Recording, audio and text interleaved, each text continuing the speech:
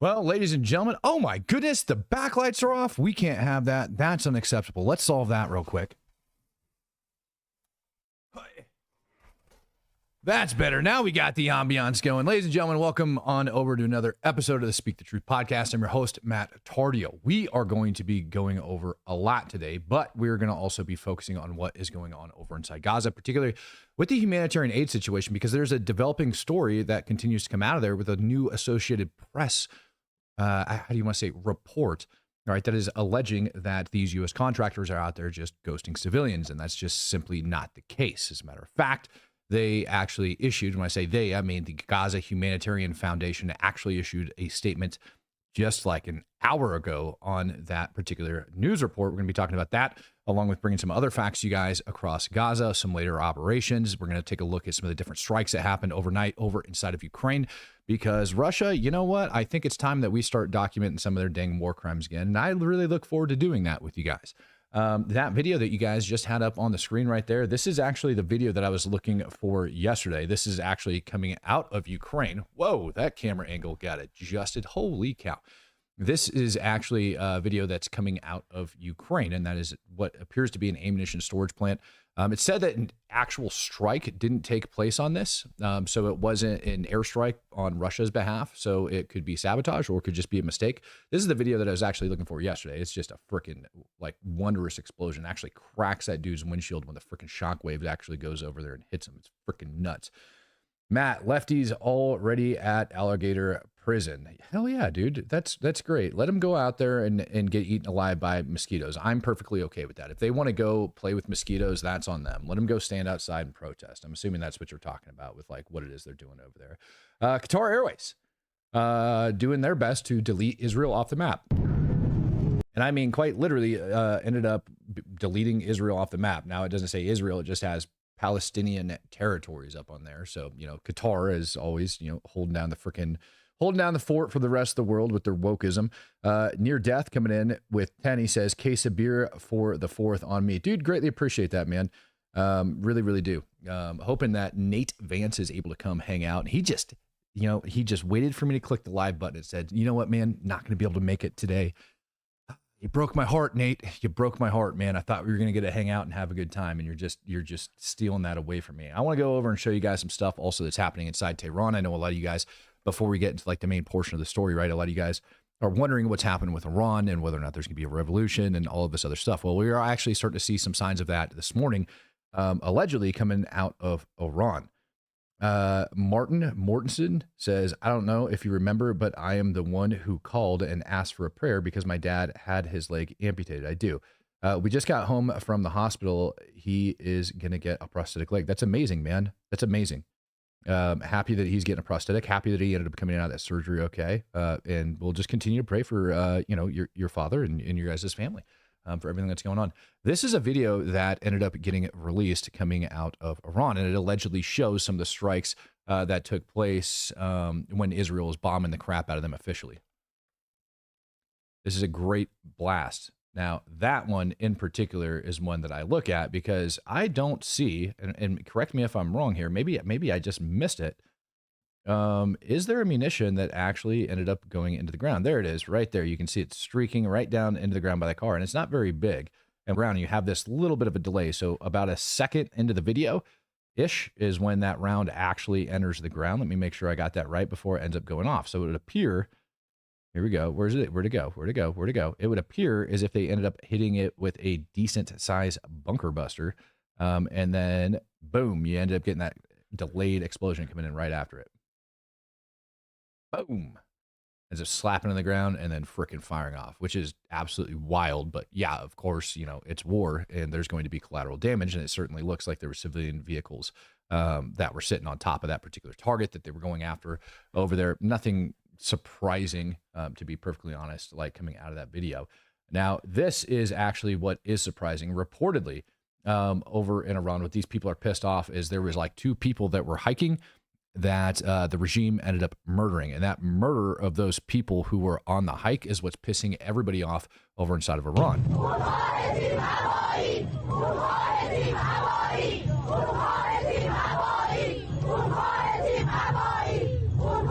And I told you guys, in order for a revolution to take place, in order for a regime change, in order for that stuff to actually go down, what you actually need to see happening is you need to see people getting pissed off, and you need to see people like some sort of like nexus, sparking event, something of that nature that is going to cause these people, all right, to rise up and stand up against the Iranian regime. And this is the actual first sign. Now, I have seen multiple reports on this situation, so I do believe that this is happening. Okay, and this is very important. This is very, very important that this, if this is in fact happening, right? If this, how do we want to say? Let me just go ahead and turn all that off. Hopefully it just ends up helping. If this is in fact happening, all right, over inside of Iran, then this could be the possibility, depending on the regime handles it, that you might actually have an uprising occur over inside of Iran. So there very well may be a regime change in the near future over inside of Iran. So look forward to that, ladies and gentlemen, because the more, how do I want to say, people are saying that my mic is messed. Let me check that. I don't like that. And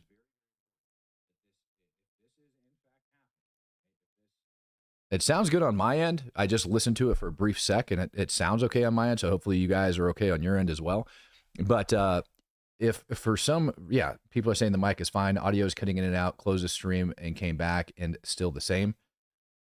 Yeah, you guys, it's a YouTube issue. For some reason, we've been having issues with YouTube on this channel lately, and I wish I could tell you what it is. I don't know. Anyways, this right here, there has to be that little link event of something that ends up taking place in order to make things, the people rise up. If the regime ends up acting out against these people in a violent way, violent manner, it is possible that this won't have any information on this yet, but it is just said that there was another strike over inside of southern Lebanon. You got to be shitting me, dude. If this stream ends up cutting out, I would be very, very upset. So here's your strike taking place over inside of southern Lebanon and or the aftermath thereof. No idea what the intended target on that particular one was. We just know that one, it would appear, did in fact occur. Over inside of Tel Aviv, just to bring you guys up, just to let you guys know, haven't forgot about it. They are still dealing with the aftermath of the Iranian strike as well. Take a look at that, what that missile did to this building. Civilian communities being targeted. Here you have a business with residential buildings right there, right there, right there, and right there. Look at the damage done to that balcony. That was from the shockwaves of the blast. Those windows all knocked off. Looks like the wreckage of parts of the Twin Towers. It's going to take years to fix this damage. Take a look at that, what that missile did to this building. Civilian communities being targeted. Here you have a business with residential buildings right there, right there, right there, and right there. Look at the damage done. I just pointing this out, right? This is what Iran did with non-nuclear ballistic missiles that they ended up shooting over Israel, and they're still having it. And that is the major reason that Israel needed to make sure, along with the United States of America, to make sure that Iran doesn't in fact get the ballistic missiles. Now, Israeli Defense Forces did cross up operations across Judea and Samaria. They ended up going after 10 separate suspects. They had multiple weapons that were confiscated out of the entire thing, and all of the detainees that they ended up getting out of this operation ended up making their way back into Israel proper for further questioning. Again, these instances went off without a single reason. Judea, Samaria, West Bank area, ladies and gentlemen, is where we're talking about, where they ended up going over and conducting these. They ended up moving through. So Israel is going to continue on this multi-front war.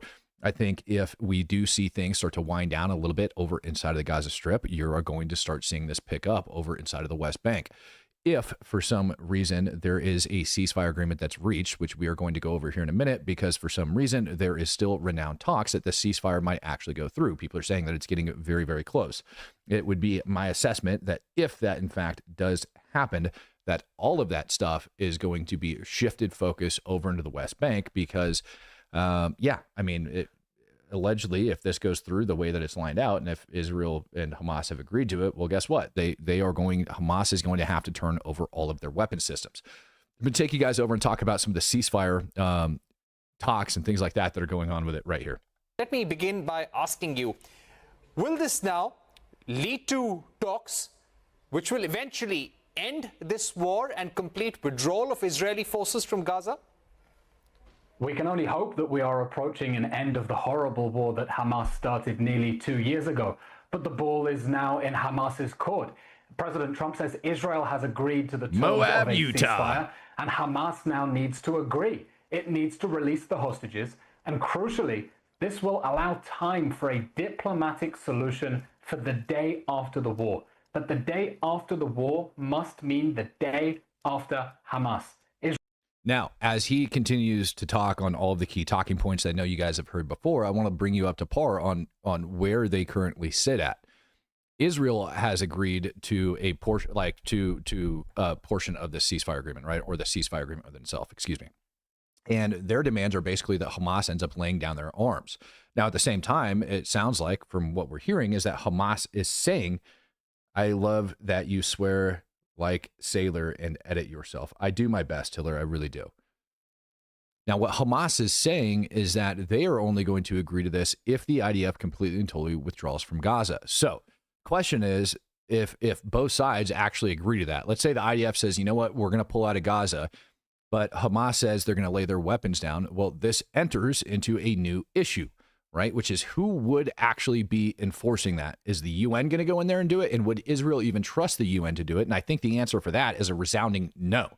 And the reason I say that is because of what's happening over inside of southern Lebanon. You still have Hezbollah fighters that have moved into areas they're not supposed to be, setting up weapons and munitions and continuing to push south and violate the ceasefire agreement that they actually came up with last year. And we saw that just last week when Israel had to conduct a bunch of airstrikes because Hezbollah was setting up a bunch of rockets in order to shoot down into Israel. But let's continue on with this. Israel is demanding this war has to end with Hamas laying down its arms, its leaders going into exile, and allowing a new government in the Gaza Strip that will focus on peaceful reconstruction instead of trying to build Hamas's war machine against Israel. So remains to be seen how Hamas is going to act, but positive news that Israel may be the hostages back. They've been so cruelly held in tunnels, and time for a diplomatic solution for the world to tell Hamas, it's game over, time's up, you need to relinquish power. Right, but Elon, more than 56,500 people have been killed since this war began. More than 130,000 have been wounded. Isn't this a large enough cost of war? Isn't it time for Israel to stop the offensive? Well, Israel's goal is to eliminate the risk of another October 7th. You know what? That is such a stupid question. Mary coming in, gifting out 5 Speak the Truth memberships. Thank you, ma'am. Him saying that isn't enough been done? No, it hasn't. Hamas launched rockets yesterday over into Israel. It's not enough. It's not done. And they still exist, and they're still oppressing. For the love of God, even if we talk about it from a humanitarian standpoint, they are still oppressing the people over inside of Gaza. They are like going after the humanitarian aid. They're doing all sorts of stuff. So if you're on the Palestinian side of the house and you want to see peace over inside of Gaza, you would hope that the Israeli Defense Force continues on with their operation, because something that has been abundantly clear is the amount that Hamas has actually abused the Palestinian people.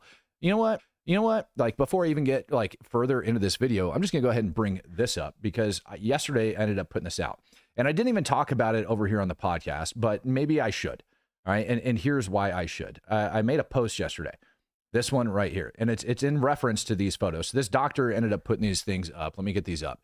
And these are humanitarian aid doctors or whatever that claim that they're working over inside Gaza. Right now, these images, these photographs, these x-rays reportedly are supposed to be showing people that have been shot. And what you end up noticing is that there is signs of like bodily damage that these people have actually been shot. But the issue is that these projectiles are still sitting inside their bodies, right? Now, these projectiles that are sitting inside of their bodies, in Matt's opinion, were not fired directly at them. They're all oriented, most of them, in a downward manner, and they don't penetrate as much flesh as they should, just being centerfire rifle cartridges. Let's say we don't even know what they are. But just I'm not saying it's an AK. I'm not saying it's 7.62 by 51 or 54 until we get to this last photo. But these would have blown completely and totally through the flesh, right? Like the flesh of these individuals, there should be no bullet in there. Now, there is some exceptions, but you don't notice any deformity of the projectiles, and you don't really see any broken bones or anything of that nature, which would have sucked a lot of the energy out of these rounds as they're entering the body. So why they're claiming this crap is beyond me. Here's one that's stuck inside of the neck of an individual. Again, if this ended up entering in through the head or the bottom, doctor ends up showing a couple of these different projectiles, which are kind of hard to make out. This one actually looks like it could be 5.56, potentially, but it's hard to tell. This one, however, ended up giving me two different references, and these are all in reference to like the baby that ended up getting shot outside of the HA distribution points, right? This projectile allegedly came out of one of the victims that they're claiming Israel and or the U.S. contractors ended up shooting.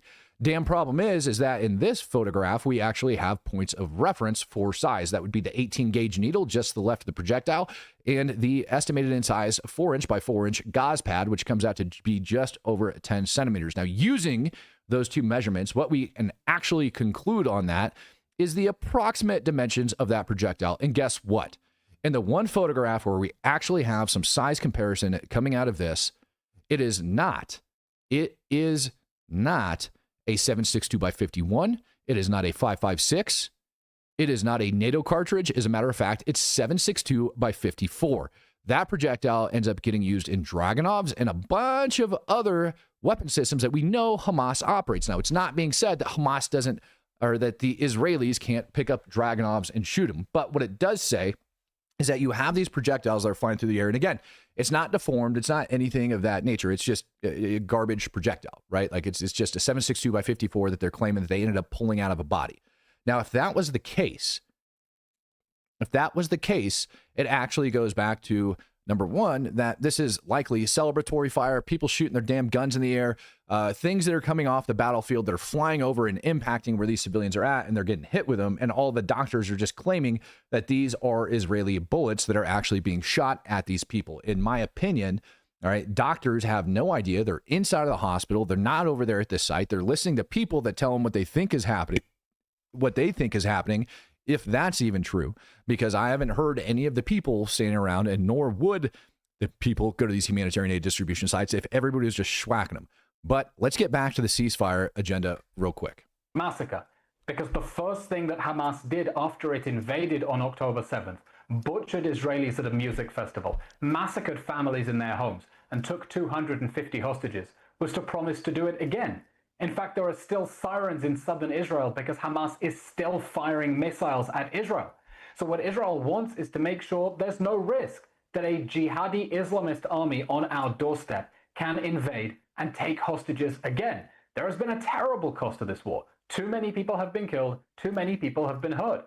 But the responsibility lies with the terrorist organization that launched this war and refuses to end this war by letting go of those poor hostages and letting go of power.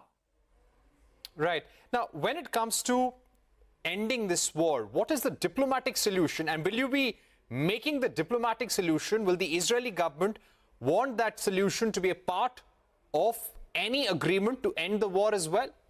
A diplomatic solution. Holy crap, dude. That guy is lucky he's not interviewing me. Patrick Loudon says, saw an article stating a Saudi prince said he wants Israel to remove Hamas leadership as required to normalize relations with Israel. I would actually believe that. I really would believe that, Pat. And I have to go over and read that reference article and take a look at it and see what that one actually says. Smokey Sargent coming in with 10. He says, this is a boat tail high caliber rifle round, not a standard rifle round with no deformation. It has never fired from a rifle. Smokey, you know what? I disagree with you on that. I think it was fired, and I think it was fired into the air, and I think it had reached its max ordinate and then turned around and started falling back towards the ground when it entered in a body. And it's only going to end up penetrating yet a couple inches of human flesh. Necessarily, it's not going to deform. That's what I think's happening with a lot of these projectiles, because in one of those images, you actually can see signs of tension pneumothorax outside of the patient's right lung. You can actually see where it started to take on air, and you could actually see the intervention that ended up getting put in place. However, the fact that that is the projectile that ends up getting removed and that was in the location in which it was inside of the x-ray tells me that that was not a direct fire engagement, that was not somebody intentionally shooting them. Whether it's Hamas or whether it's the IDF, it's neither. Gavin Smith says, good morning, brother. Just got here. What did I miss? Oh, dude, we're just now getting into it. There's a potential revolution that might take place over in Iran. A couple more things have been exploding. Other than that, we're going over the potential ceasefire and about to be moving into HA distribution over inside Gaza because it's going to be a huge problem.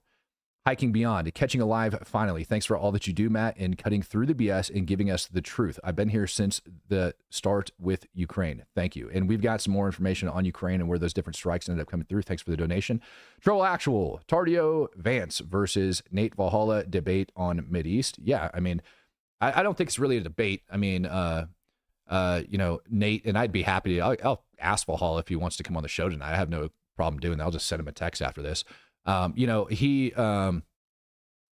he does throw shade my way, it is part of poking fun. And ladies and gentlemen, that is just a portion of the like Green Beret, Navy SEALs, special operations. Well, hell, dude, not even that. Just any combat arms, right? Within the military talks trash to each other. And we do it a lot. And that's okay. The problem is that people see that stuff and they think that all of a sudden there's like a feud or a debate or there's something crazy going on. Whoever it was that ended up sharing me the video where Nate had like talked about me last week, dude, I was laughing when I saw it. And then I texted him afterwards and told him that I thought it was freaking hilarious. So we sat there and talked shit to each other over the phone. The diplomatic solution runs through Qatar because Qatar... Oh, right. Diplomatic solution. No, it's stupid. There can be no diplomatic. No, you can't have a diplomatic solution with Hamas because their goal is literally to end the state of Israel. So there is no diplomatic solution in allowing Hamas to exist. Their only option is to surrender. That's what Israel is telling them to do. That's what the United States is telling them to do. When we say that we want them to disarm, that they're going to be exiled and they're going to get pushed out of somewhere else, that's not a diplomatic solution. You could call it diplomatic because we're talking with them or we're attempting to talk with them or attempting to convince them. But as far as, anything beyond that, it is a surrender that's being called for. And Hamas isn't going to necessarily want to agree to a surrender.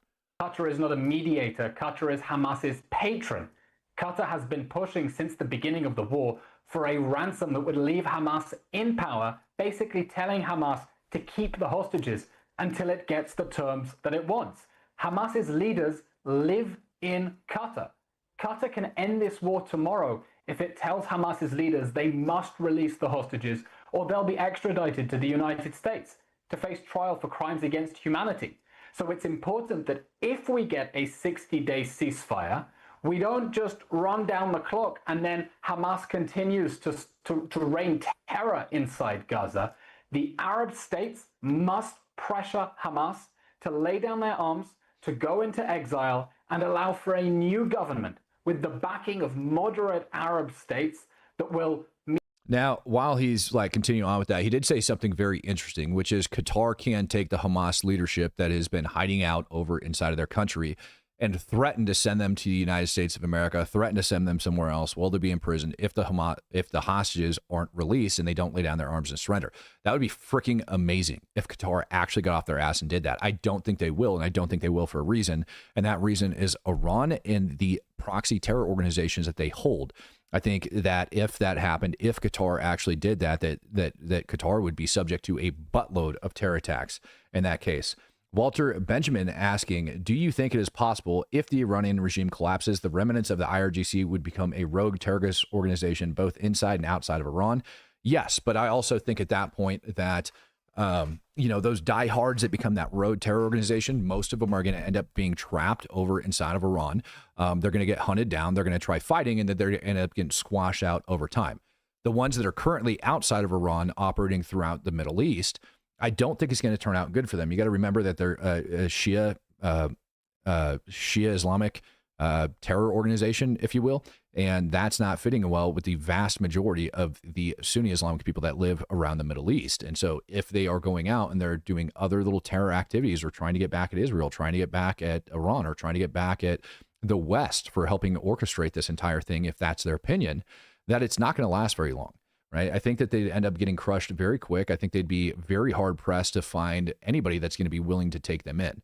So while it is possible, do I think it is going to be long lasting? No. Eli Johansson becoming a true supporter. Good to have you in the club, sir. Mean that Gaza is no longer a base for terrorism against Israelis, and that the people in Gaza are no longer under the control of the Hamas regime. Right. How are you going to achieve this, and will you be working on the solution with the United States? Because Hamas will not accept that. Hamas wants an unconditional end to the war. They want a complete pullout of troops as well. Will Israeli government do that, or would you want Israeli forces presence to remain in Gaza even after the war comes to an end? That's exactly right. Hamas does not want to end the war that it started. Hamas is holding on to 50 hostages. 20 of them are still alive as bargaining chips to make sure it survives the war it started, so that it can start preparing the next October 7th massacre and preparing for the next war against Israel. And Israel wants this to be the last war against Gaza. And that's why the terrorists who started this war have to lay down their arms and and while I love this guy and his explanations, he's not doing a very good job, because the other issue is if the Israeli force ended up pulling out of Gaza and if Hamas ended up laying down their arms, you would end up having a massive power vacuum and there would be no security inside of the Gaza Strip. Further, back during the earlier days of this conflict, Netanyahu flat out stated that following this war, the Israeli Defense Force will be responsible for the security inside of Gaza. I'll say that again. He said that following this conflict, the Israeli Defense Force will be responsible for the security inside of Gaza. Now, that is not going to, how do I want to say this?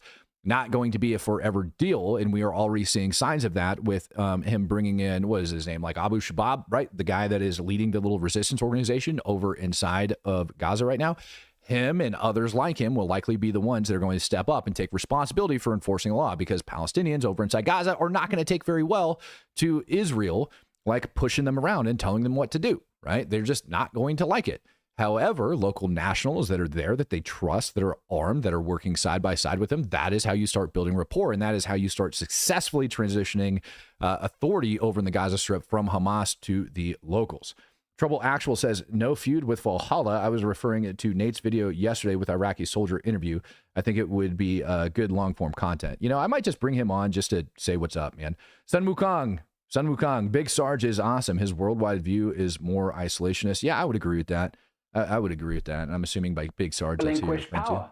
So we need pressure from the whole Arab world on Hamas to tell them, after the war, you can't govern Gaza anymore. The concrete that goes in has to go for people's houses. It can't go to the military tunnels underneath Gaza. Reconstruction can't begin if it means the reconstruction of Hamas, or we will be in another war all over again. So Israel is looking for an end to this war that puts Gaza in the hands of local Palestinians operating under international Arab leadership who do not want war with Israel.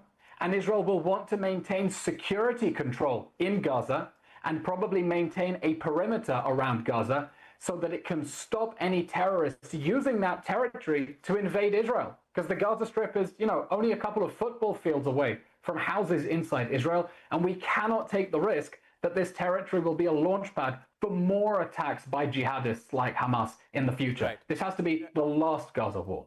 Okay, now in the backdrop of that short but intense conflict that Israel had with Iran, does Israel have the wherewithal to continue with this conflict against the Hamas if the talks were to fail and you don't get a deal on your terms? That is the dumbest question. Yeah, we're just going to go ahead and edit that. Yes, Israel is going to continue to stomp Hamas's ass until they finally come around and start being reasonable human beings again. Really hoping this video ends up playing. It's starting to tick me off. There is issues going on that for whatever reason some of these videos end up not playing right now. And I'm trying to get it going. It's not a software update. It's not a driver update. But this video that I want to play is actually very, very important. And for some reason, it's having some issues. So let me try to get this video up and running for you guys. But it's focusing. It is the actual report of the humanitarian aid over inside of Gaza. And I want to make sure you guys actually are able to listen to this video. I want this sucker to actually work. And for some reason, it is not working. What the hell is going on? What is going on here? All right, I guess I'll just go and find the actual one that they ended up putting. So give me a little bit second here. What I want you guys to listen to is I want you to listen to the Associated Press video that actually reported on this, because the AP, give me one sec. Gaza Humanitarian Foundation. We're gonna talk about the Humanitarian Foundation over inside of Gaza and what the Associated Press actually ended up putting out. And I'm hoping that this is the video, and it doesn't appear to be that it is the video. It's gonna drive me freaking nuts. You're gonna make me go over to YouTube in order to get it, aren't you, you son of a gun? Freaking Hate it. So the reason I'm having issues right now is because I use a Mac to do my research and then end up taking things and blasting it on Windows, and it has not failed me up until just recently. But yeah, I want to find this report that they ended up doing on the GHF, which I think is going to be coming up here in just a sec.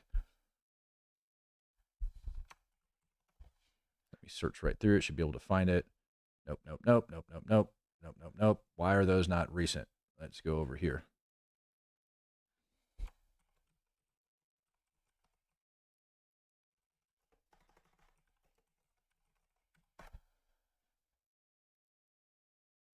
Here we go.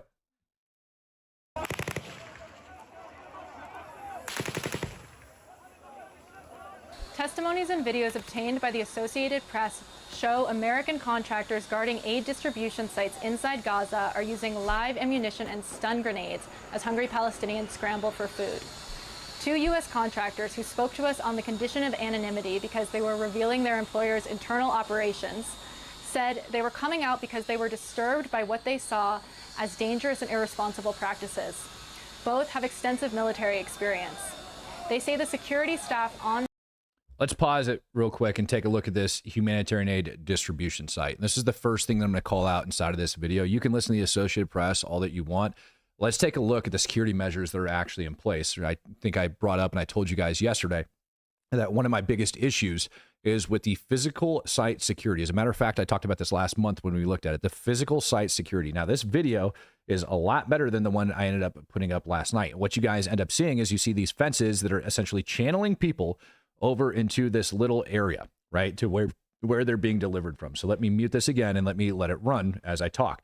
You can see the amount of people that are legitimately flowing in there to get like their humanitarian aid picked up for the day. You see them coming in massive swarms out of the city and coming all the way around to go and get their stuff and then go back in there, right? So you've got a flow of traffic, a consistent, steady flow of traffic. To give you guys an idea, you have about 500 to 600 estimated, okay? So this is estimated, 500 to 600 contractors, like private military contractors, otherwise known as mercenaries, whatever the hell you want to call them, that are responsible not just for the distribution and physical security of the humanitarian aid at the sites, but also the delivery and security of the humanitarian aid going from locations where it's being stored outside of Gaza, inside Israel proper, and actually trucking it over into these humanitarian aid distribution sites. So again, 500 to 600 contractors, 4 different locations, physical site security, the layout of all of the humanitarian aid, in addition to the delivery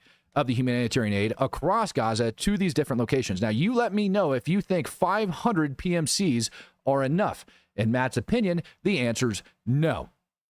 Absolutely not. That is not nearly enough people to be delivering enough meals to feed 1.7 million estimated people hanging out over inside Gaza. So it seemed that they are task saturated at the moment and they can't get enough meals out. I believe the figure that I heard this morning was somewhere in the vicinity of 28 million meals so far have been disroed in the last 30 days. Now, as you start to get close to this site, I want you to notice something. Right here, all you have is concertina wire, you have a chain link fence, and that's it.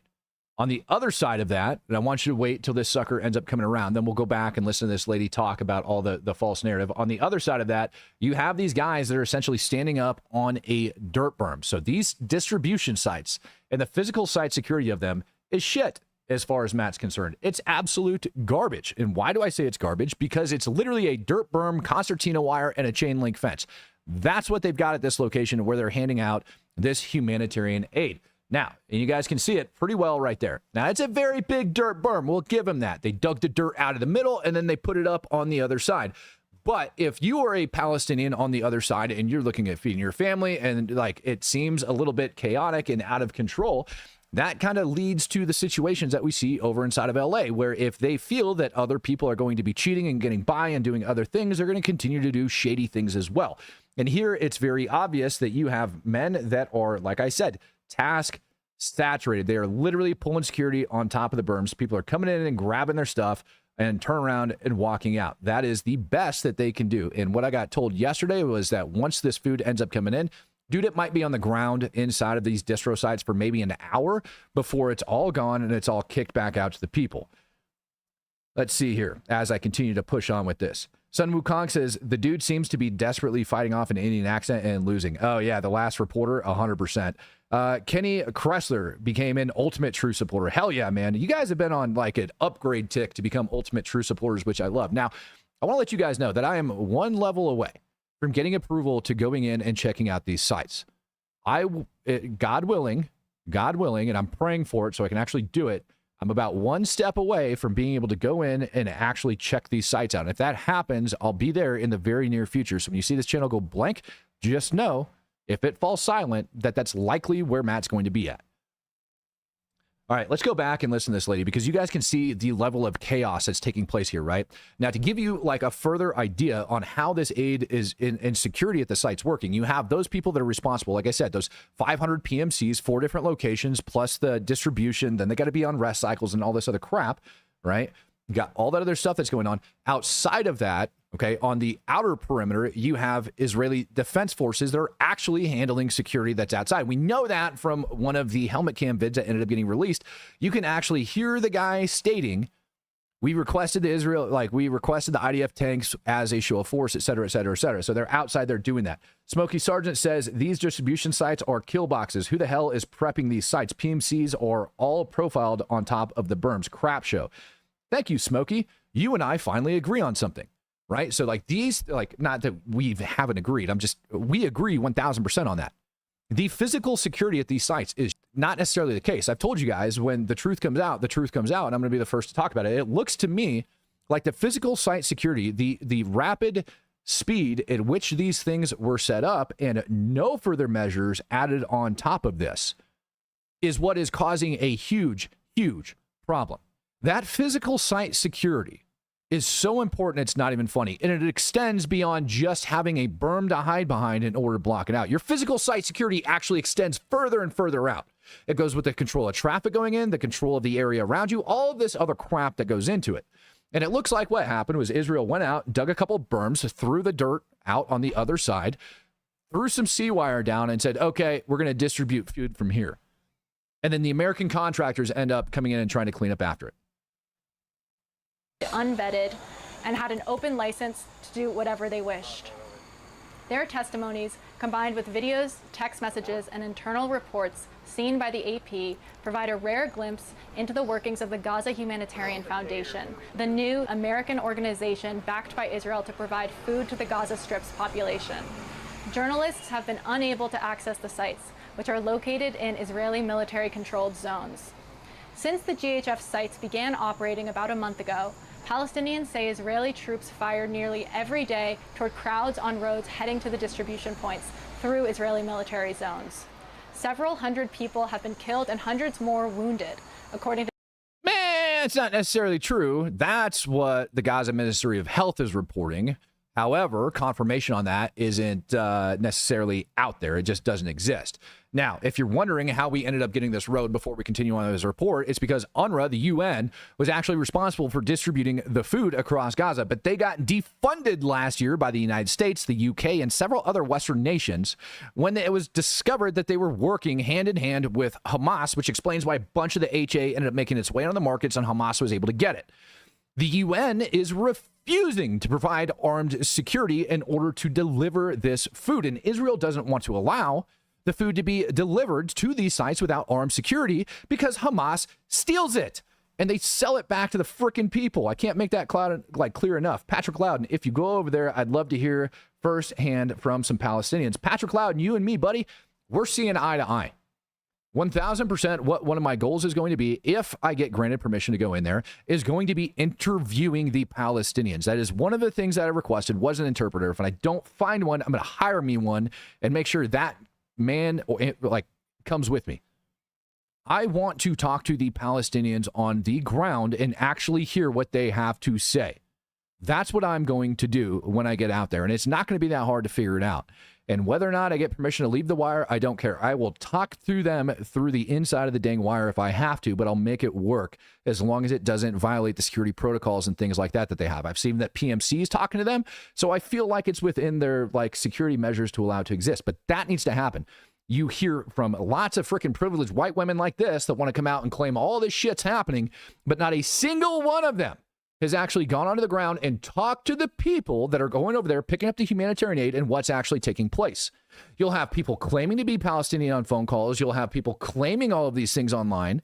You'll have random interviews that are being put out by Hamas media outlets. But when the hell was the last time you actually had somebody on the ground talking to the people that are actually doing that? And I'm going to make damn sure that that happens if I get in there. No, I am not going native and getting myself a Palestinian girlfriend. To Gaza's health ministry and witnesses. The military has repeatedly said it's fired only warning shots, denies deliberately firing toward civilians, and says it's looking into reports of civilian harm. AP's reporting reveals what's actually happening on the sites themselves. The two contractors say their colleagues regularly used bullets, stun grenades, and pepper spray on the sites. Videos that one contractor took during the first 2 weeks of distributions appear to back up the frenetic scene described. In some videos he filmed, men in gray uniforms, which he identified as his colleagues, can be seen dispensing tear gas and throwing stun grenades that land amid the crowd. The sound of gunfire can be heard. They can later be seen trying to clear Palestinians squeezed into a narrow, fenced-in passage leading to one of the centers. Yeah, no kidding. Those are non-lethal measures used for crowd control, particularly in environments where you have a bunch of people that are not paying attention. Tear gas is used by freaking cops. Stun grenades are used by cops. This is not crazy. I have personally used stun grenades for crowd control. It doesn't hurt them. It gets their dang attention. And for people that have never seen those things before, that haven't been around them, it is very loud and it is a good warning to stop doing what you are doing. And so is there an issue with them doing that? Absolutely not. Not even close. Let's finally speak the truth. Chicago deep dish is not pizza. It's a casserole. Oh, buddy, I can't do that. I can't have that conversation right now. One photo shared by the Thank you, contractor Fox shows McCloud. a woman lying in a donkey cart after he says she was hit in the head with part of a stun grenade. Another photo shows a Palestinian crying after the contractor says he was tear gassed in the face. Oh, no. To confirm the footage is from the sites, the AP geolocated the videos using aerial imagery.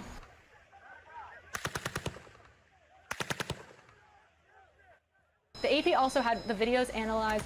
Yeah, it'd be really nice if the Associated Press actually talked to people like me who actually know what the hell is going on at these different locations and how it works, and is able to tell you that those are not property security measures, which is why those people are able to get out of control and do the different things that they need to do. Israeli Defense Force is set up on the outer perimeter, who I don't see anywhere around here, by the way, while we're having that discussion. And so it's PMCs inside of these like dirt berm freaking enclosures that are trying to control crowds. And I don't see them push out any further trying to control those crowds either. So they're essentially trying to deal with people as they move up to these dirt berms to go get their humanitarian aid. That's what it appears like at this time. Sun Wukong says, how do you prefer for people to send you info? Also, don't go native and get a Palestinian girlfriend. Don't recommend. Yep, same, buddy. I'm with you on that. Information, if you want to send me stuff, DM me over on X. I'd really appreciate that to get me that information. If you DM me over on X, it's just a better sorted system than I have, and I'm able to get through it a heck of a lot better. So that is my most preferred method of contact in order to make that happen. And my X account, for those of you guys that don't know, is right down here below my face as we go through this. But let's continue on with this madness. By two audio forensic experts who say they could identify live ammunition, including machine gun fire, coming from the sites, in most cases within 50 to 60 meters of the camera's microphone.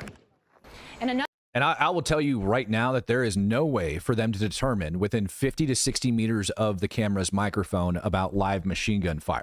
It just doesn't work that way.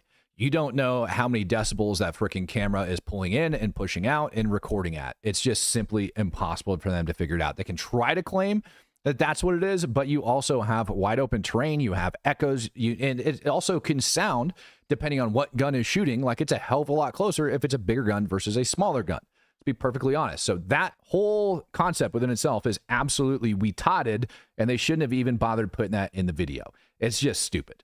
So that within itself is BS. Another video would appear to be heavily armed American security contractors at one of the sites discuss how to disperse Palestinians nearby. Hey, got an IDF tank posted on the northwest corner now. I brought him in and talked to him. There's doing a show force.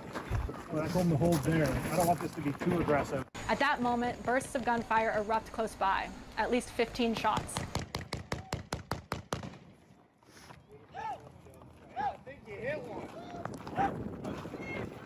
Bursts of gunfire erupt from close by. You can hear an American saying, "I think he hit one." And what did we just learn? That the Israeli Defense Forces were over there. They brought him in for a show of force, which means it's likely not even the contractors that ended up doing the shooting in that particular video.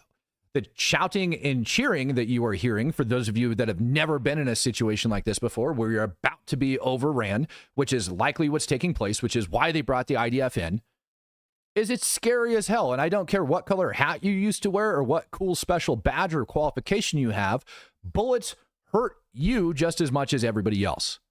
And that woo that you end up hearing coming out of those people's mouths, while it might seem like they're celebrating and they're happy, what it is they're celebrating and they're happy that whatever just took place worked to keep that threat down. And it is troubling to me that the Associated Press is taking this and painting this in the narrative as if they are celebrating the killing of people. It's absolute BS, and it pisses me off because now they're smearing the name of good-hearted Americans that are over there trying to do their flipping best to get these people fed out of the goodness of their hearts and risking their lives. And oh, by the way, they don't get the same benefit package they had in the military if one of these Palestinians decide that he saw other contractors shooting in the direction of Palestinians who had just collected their food and were departing. He had a clear line of sight to both shooters. He says they shot. All right, so let's just go ahead and pause this video for a minute now that they're showing the overhead imagery and take a look at the actual location from which they're in. You can see the dugout portion of like the inside of that location.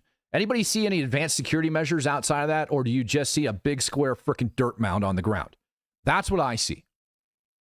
That's exactly what I see. I don't see very like entry control points. I don't see any of that crap taking place that's going to help them with the actual physical site security. And no, instead I see a massive dirt berm, and that's it. Dodo coming in, gifting out 5 Speak the Truth memberships. Greatly appreciate it. And good job, Associated Press, for releasing this video, helping out Hamas, all right, with freaking physical site security at the location. Now, should they choose to attack it, they've got great intel. So appreciate you, Associated Press. Toward the exit to the site, where he could see Palestinians leaving the center some 80 meters away. He says the men shot from atop a tower above the site and from atop the mound. So there is this thing which is allowed called warning shots. And what she is trying to allege is based on the testimony of this contractor. She is trying to use his words and paint the picture as if they shot into the crowd and purposefully killed people. That's what she's alleging. And wait till you hear the statement that the GHF, actually Gaza Humanitarian Foundation, actually put out today. The shooting began because contractors wanted to disperse the crowd, he says, but it was unclear why they continued to shoot as people were walking away. The camera does not show who was shooting or what was being shot at, but the contractor who filmed the video says he watched another contractor fire at the Palestinians and then saw a man about 55 meters away in the same direction that the bullets were fired drop to the ground. The AP cannot independently verify this account. No way. Both contractors say they were armed with pistols, automatic rifles, and some had machine guns. Just FYI, automatic rifles and some had machine guns. Of course, they're going to have machine guns on the frickin' perimeter. And whether or not they're automatic or semi-automatic, odds are that these contractors would be using semi-automatic fire, which is exactly what we heard in the video. This woman is just doing her absolute best to throw as much inflammatory crap out there as humanly possible. It's a war zone. Of course they have machine guns. Holy cow, man. Gavin Smith is just curious, how much are these private guys paid? I am not 100% sure. I can ask. Sun Wukong, the Associated Press should rename themselves EW for Enemies Within. Saw their lies 25 years ago and haven't trusted them since. Yeah, and they continue to go on today, pushing whatever narrative is profitable for them and makes them happy.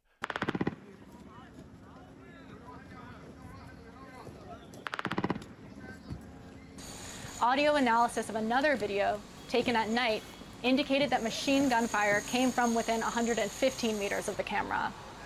According to what? 115 meters of the camera? That sounded so far out, it's not even funny. So far out, it's not even funny. 115 meters of the camera. It's definitely not directed at them, I'll tell you that much.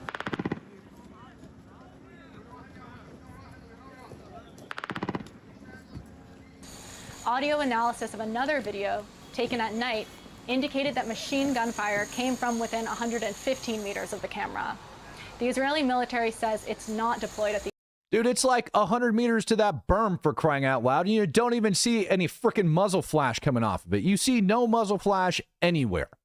You don't see any tracer rounds. You don't see jack and shit. You know what it actually sounds like to me? A coax. That's what that sounds like to me, and just wait. These aid sites. In response to our reporting, SRS, the company that handles the operations logistics... Oh, wait a minute. There's people running in to get humanitarian aid as the gunfire is going off. What, are they telling them to hurry up? Are they telling the people to speed up as they go in and collect their humanitarian aid? Is that what's taking place, Associated Press? You literally showed a video of people running with gunfire and refused to point out the fact that they're running into the humanitarian aid site to grab the flipping humanitarian aid. That is how misleading this report is, and it is infuriating. Gosh, dang, man. Handles the operations logistics, acknowledged that it's dealing with large, hungry populations, but said the environment is secure, controlled, and ensures people can get the aid they need safely. SRS says to date there have been no serious injuries on the sites. It says that security professionals had fired live rounds into the ground away from civilians a few times in the early days of the operation as crowd control measures. The GHF says its team is composed of experienced professionals and warned that there were people with a vested interest in seeing GHF fail.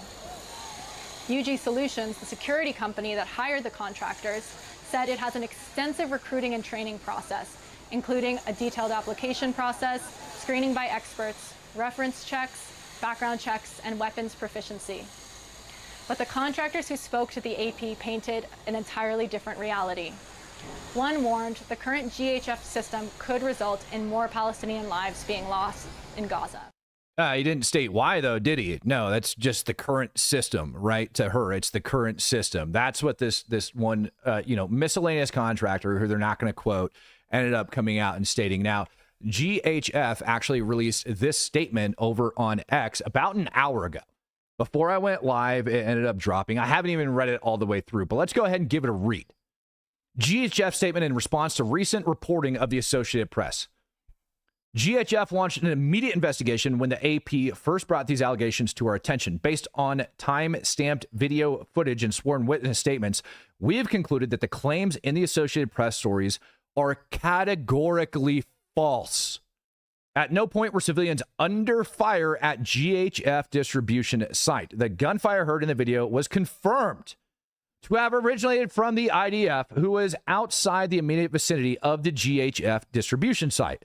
It was not directed at individuals, and no one was shot or injured. What is the most troubling is that the Associated Press refused to share the full video with us prior to publication, despite the seriousness of the allegations. If they believed their own reporting, they should have provided us with the footage so we could take immediate and appropriate action. But they didn't.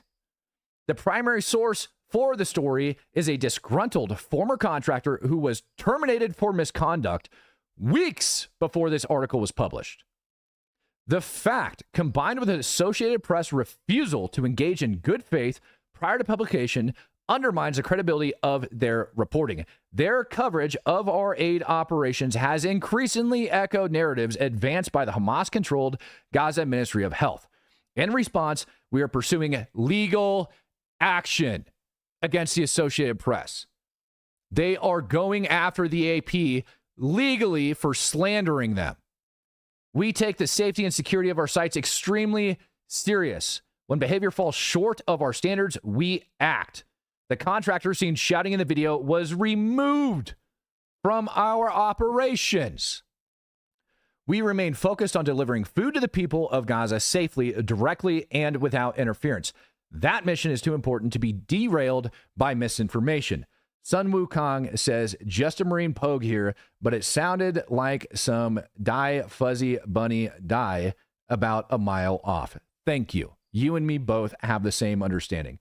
Smokey Sergeant, AP has always shown the gate when I was on the ground. Yeah. Like, why you would like trust those people is freaking beyond me. It's just seriously, I don't know. Here's what I know. I know that those contractors, in Matt's opinion, from looking at the security on the sites, from looking at the heavy load that they bear of moving, all right, those vehicles across from the pickup locations of the humanitarian aid to the distribution sites that are scattered around Gaza, 4 of them, along with physical site security and the physical distribution of the food, that is a heavy burden for approximately 500 to 600 people max. That's a heavy burden for them to bear. Very heavy. Now, estimates do go as low as 300. So I'm kind of giving you a little median to high average of what they have. But even then, if it's the high side of the amount of contractors, it's still not enough to take care of the problem on the ground. And the Associated Press ought to be damned ashamed of themselves putting that video out the way in which they did. Just period. They really should.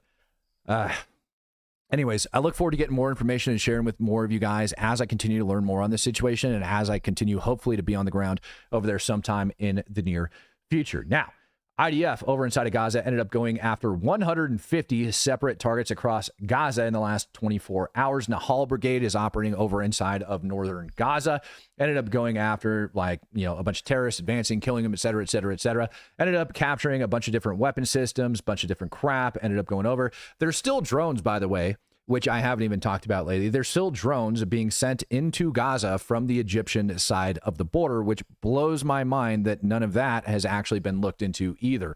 Like, people are forgetting that there's still weapons and munitions that are flying over from, how do I want to say this? They're still flying over from freaking Egypt, which means if drones are flying from Egypt, there's people setting up in the area, delivering weapons and munitions, and Egyptian troops are likely getting paid off in order to make that happen. And yet that also remains an unresolved problem over inside Gaza. Instead, they would rather focus on freaking like humanitarian aid distribution sites and trying to smear our freaking U.S. service members, prior U.S. service members, who are now trying to feed people inside Gaza and putting their lives at risk in order to do it. But yeah, no, Associated Press, just continue to shit on our own, like, veterans that are over across the world trying to do good things. Welcome to Ukraine. Welcome to Ukraine, where drone strikes ended up taking place overnight. Yeah, if you couldn't tell, I shifted focus. Drone strikes were taking place over across Ukraine. Some of these are pretty big. Now, this particular strike within itself, I'll put up the location. Allegedly, what these 2 drones, it wasn't just 1, it was 2. And I think I have some more videos of these coming up in just a sec, was that they were actually targeting how do I want to say this? They were targeting, allegedly, this is what I'm hearing from this is the Russian side. They're targeting recruiting station.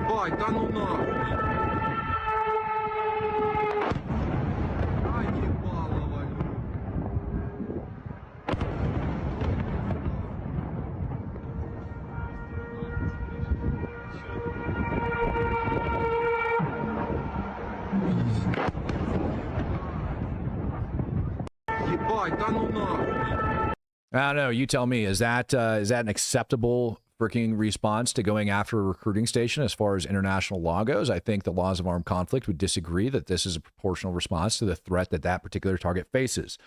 There being it a war crime. And like I said, I'm going to do my best to continue to document Russian war crimes as they continue to come out. Because a lot of people want to bitch about war crimes in Gaza.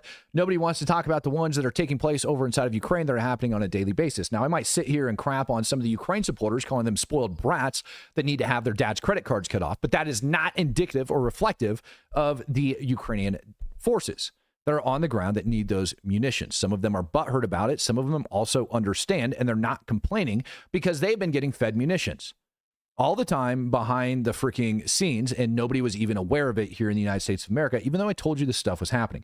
Dylan Dunker coming in and gifting out 10 Speak the Truth memberships. Dude, Dylan, thank you very much, sir. Greatly appreciate that, coming in and gifting out those memberships. Now, where was that recruiting station located? It was over in Poltava, over inside of Ukraine. It's up over near, gosh dang, man, why am I brain farting the name of this? I'm going to have to pull up a map now.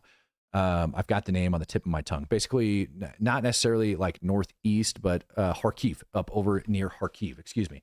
It's like just to the west of Kharkiv, like southwest of Kharkiv, if I remember correct. But yeah, drones ended up slamming into that location. Not freaking cool, man. Not cool.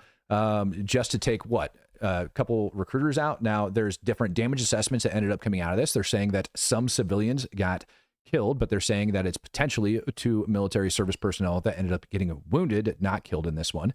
But it is possible. Reaper coming in, gifting us Speak the Truth membership. And Kami says, I think I've gone deaf, dumb, blind, and stupid. I can't believe that we have these conversations still when there are more important things to focus on. Thanks for standing in the gap and speaking on it, Matt. God bless you. I appreciate you. You know, I thought that I could go back and look, and I had contemplated battle tracking some of the things that are taking place over inside of Ukraine. But I think what is more important is to actually start documenting the war crimes, at least on a daily basis, that Russia is perpetrating. It's also said that North Korea is sending more troops to go fight on the side of Russia. Great. We really look forward to that. New numbers from the Russian government are coming out saying that they recruited like 250,000 people or something like that last month to serve in the armed forces. It's bullshit. I don't think they have. What I did see videos of was Ukrainian or Russian POWs that were being held by Ukraine. This is actually kind of interesting. Russian POWs that were being held by Ukraine that got released to Russia that didn't even get to go home and see their families. They got shoved on a bus and thrown back to the freaking front line to go and die for the cause. So how about them apples? Let's go take a look at Odessa.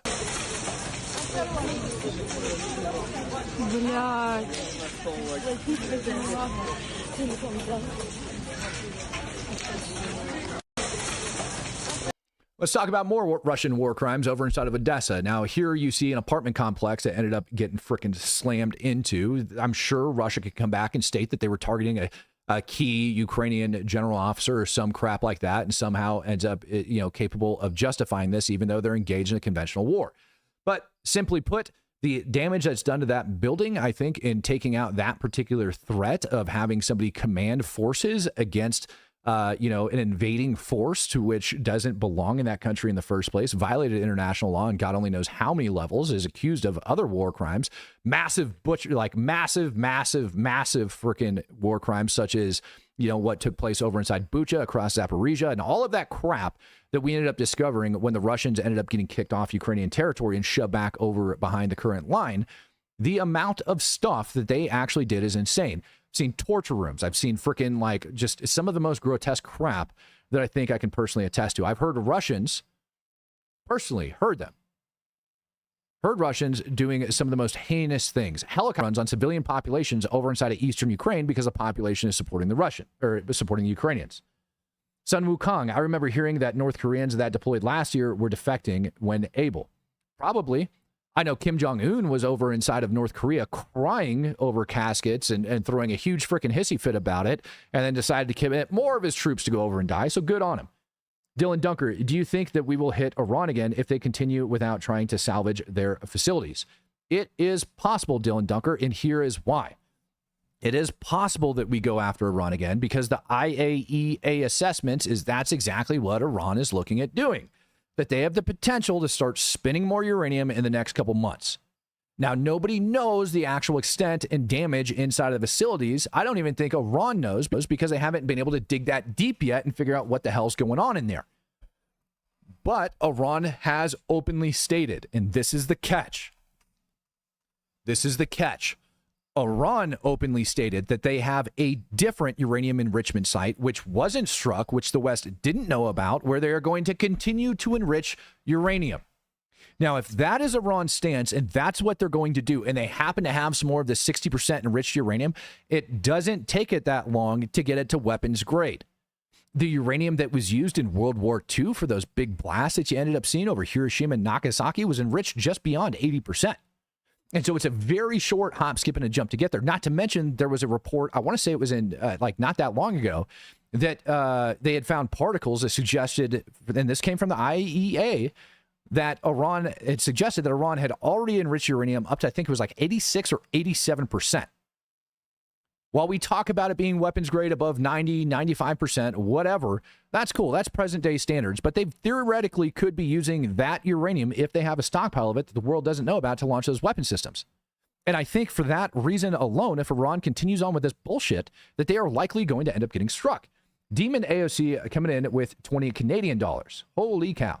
Are you worried that whoever takes over Gaza will be the next terrorist group. No, I am not. And here's why. Because the next people that end up taking over Gaza are supposed to be aligned, allegedly. And by the way, while I'm talking about this, I'm just going to put up documentation of the Russian war crimes over inside of Odessa, right? So there's another view of these apartments getting struck over there. No, that group within itself, all right, that's going to be taking over is going to be working side by side with the Israeli Defense Forces and likely some of the American, PMCs that are over there. And that influence and that, like, what they're having over those people and providing them, they're also going to end up giving them the training and making sure that in order for them to stay in power, that they are essentially falling in line. Now, you can compare this to what's taking place in Iraq. Everybody says that we have a failed operation or a failed mission over inside of Iraq, that we didn't accomplish our objectives. I don't care what your viewpoint is at. Either way, Iraq is a friendly nation to the United States of America. To this day, Iraqi Special Operations Forces are working with U.S. Special Operations Forces and other people around the region to go after and kill different terrorist jihadist groups such as ISIS. It is, regardless of some of the different laws that are being passed inside that country and all of that crap that's taking place over inside of Iraq, it is still a successful operation. We got rid of Saddam Hussein, and Iraq isn't a threat to the United States of America, and it's not a threat to the rest of the Middle East. So you can sit here and you can try to state that that was a major failed operation. You can try to do whatever you want on it, but those are the facts of where they stand today. And I think that same template is essentially what we're going to see getting copy and pasted over into Gaza. Now, I'm not saying that Gaza is not going to have its own set of difficulties following that. Every single country that's ever been commissioned on this planet has always had issues following a situation like this. There's going to be a power vacuum. There's going to be struggles. There's going to be all of those things. There's likely going to be terrorist networks that end up, coming out of there. But the thing is will this new government, based on everything that we've been seeing over the last 2 years coming out of Gaza, are they going to crush that before it actually pops up? And I think, yes, they will. And they're going to be able to do a much better job of it because the people that are going to be enforcing that stuff, the people that are responsible for enforcing it, don't want another war. And if they end up getting blamed after all of this, if they end up getting blamed for a terror attack that ends up coming out of there and there's any allegations of collusion with the new government that'll be put in place or anything like that, Israel is going to crush them. They would rather crush that threat. Theoretically speaking, they should rather crush that threat than to allow anybody else to deal with it. Smokey Sargent coming in with 20 says Iran will never quit. It's damn near impossible to kill an ideology, especially an ideology that embraces martyrdom. I agree with you. I agree. However, just because the ideology still lives doesn't mean that they're not going to be capable of getting rid of it, right? That is a thing. Once you oppress people to a certain point and they get tired of your crap, eventually they will rise up and take care of it on their own. Ladies and gentlemen, that's going to do it for me. Thank you guys for joining me for another episode this morning. The Iraqi government are coming from being next door to Iran. You are absolutely correct. I agree with that statement. A lot of the issues, and Iran is the reason for the instability in the Middle East.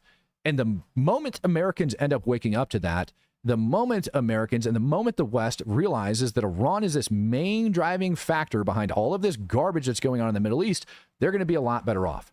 They really will. And it's time for the woke-ass West and the woke EU and everybody else to start realizing what's actually taking place on the ground and actually start holding Iran accountable for all the crap that they do over there. Ladies and gentlemen, thank you for joining me for another episode of the Speak the Truth podcast.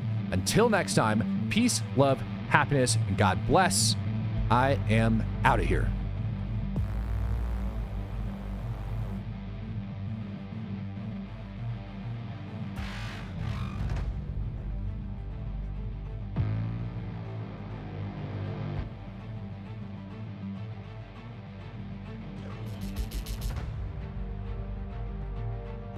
And I'm wearing pants.